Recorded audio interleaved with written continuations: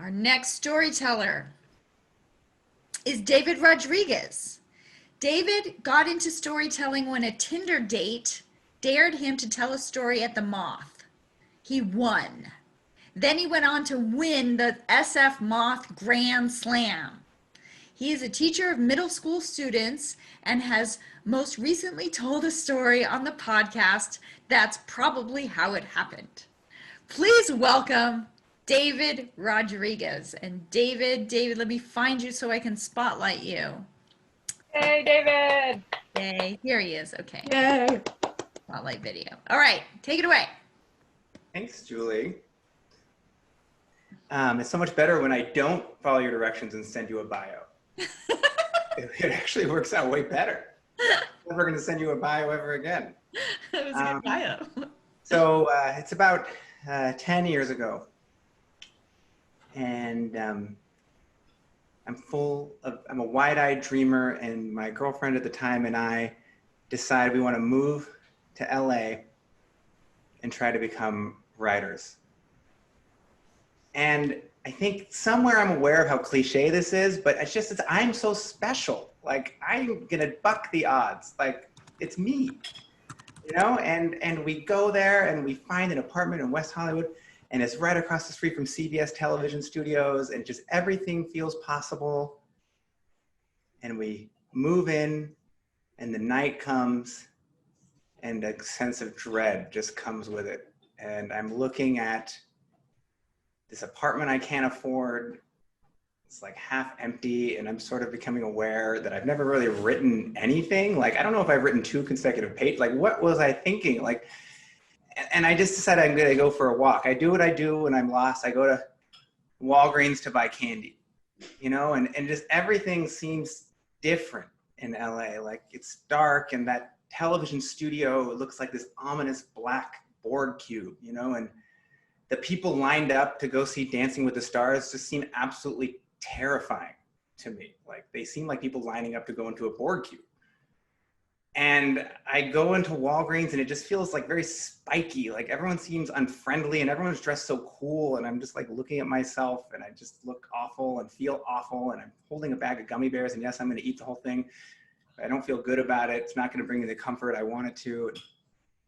And then when I'm trying to leave the store, there's a line of traffic, LA traffic, to exit this Walgreens. It's just like, this is very apropos. Like, I'm in traffic to leave a Walgreens, and everyone's angry. They're like, why are we in traffic exiting a Walgreens? People are getting frustrated. And I look to the front of the traffic, and there at the door is an old woman who is trying to leave, but she hasn't realized that as an anti-theft measure, this Walgreens has attached these tall metal poles to every shopping cart, so that if you try to walk out of the store with them, it just smacks against the door.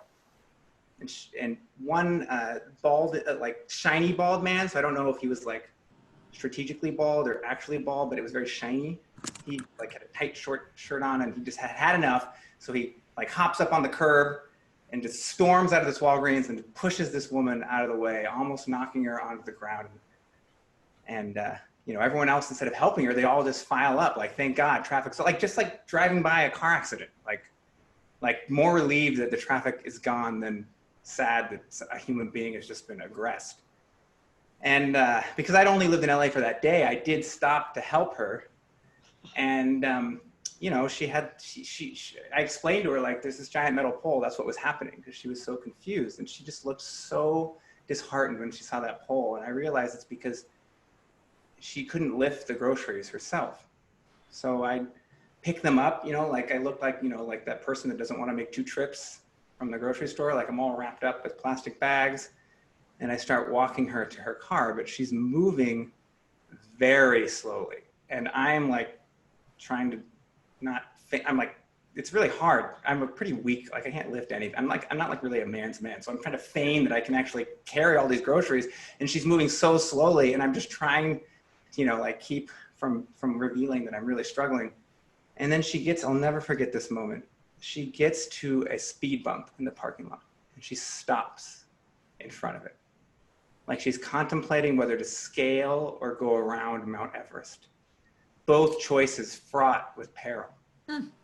Ultimately deciding she's gonna go over. And she lifts this sort of gangrenous ankle, like, and puts it on top of the speed bump, steadies herself, gets the other foot on the top. And I'm really worried, but I have too many shopping bags to really help her. And she makes it over. And I just, you know, as a self-obsessed youngish person, it's just, it really makes you think for a moment before you just go back to your life and not think about it anymore. And then we got to her car, and she was a homeless person. You know, if a car was ever the car of a homeless person, this was the car of a homeless person. And I kind of loaded the groceries into the car, like on top of the piles of belongings. And she started asking me about my life. And I was a little bit sheepish in this conversation because basically in the last 6 hours, I'd conclusively given up on the dreams that I'd had just the day before. Like I was ashamed already of trying to be a writer, but she believed in me, you know, she was just thought it was the greatest thing she'd ever heard. And I'd made the perfect decision. And I was starting to feel good again until she asked me this question, she said this thing to me that I've heard before in situations like this, she said, I know a place where everybody is welcome, and I really think that you should come.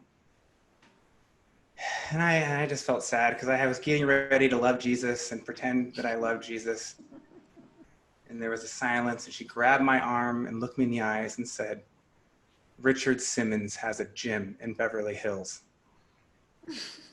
And I volunteer there, and I work out with him every day, and we're friends. And for just $12, you can come work out with Richard Simmons. So this was a very specific delusion. And I had been trying to decide whether this person was crazy this whole time. And I mean, she could barely move. She clearly lived in her car. I wasn't ready to believe that she was close personal friends with Richard Simmons and had inside access to working out with him.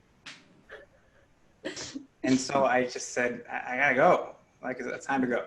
I gotta go back to my life. And I didn't believe her. Because I mean, like, think about it.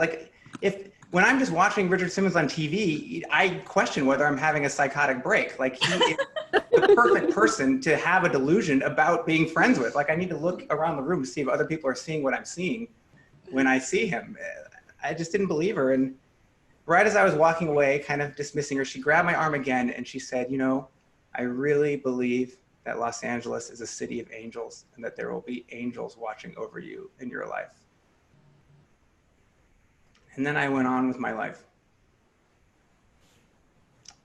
you know, carrying on with the life of a man who disbelieves that homeless women with, you know, days from death are close personal friends with Richard Simmons.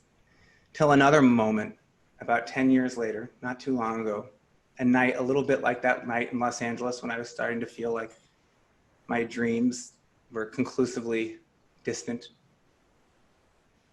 And I found myself Yelping Richard Simmons Gym, where I read testimonial after testimonial about a place where all are welcome, where nobody is turned away, where people in wheelchairs work out alongside the able-bodied and the elderly, alongside the young. And no matter how crowded it gets, everybody gets in for just $12. And even ample street parking. And that Richard Simmons stays until he's taken a picture with every single person. Wow. Then I looked up at the top of the page and read permanently closed. And I thought about how I was disappointed. I thought about when I left LA, and I thought, you know, I don't think there were angels looking out for me in LA based on the set of experiences I just had. And I felt like that moment where I wanted to believe her that there were angels watching over me, how disappointed I had been for so many years. But then I sort of, as I was reading those Yelp reviews, I realized when we decide what our angels are supposed to look like, we lose the chance to take advantage of the ones that come into our lives. Oh. I missed that angel, but I hope I don't miss the next one. Oh, David.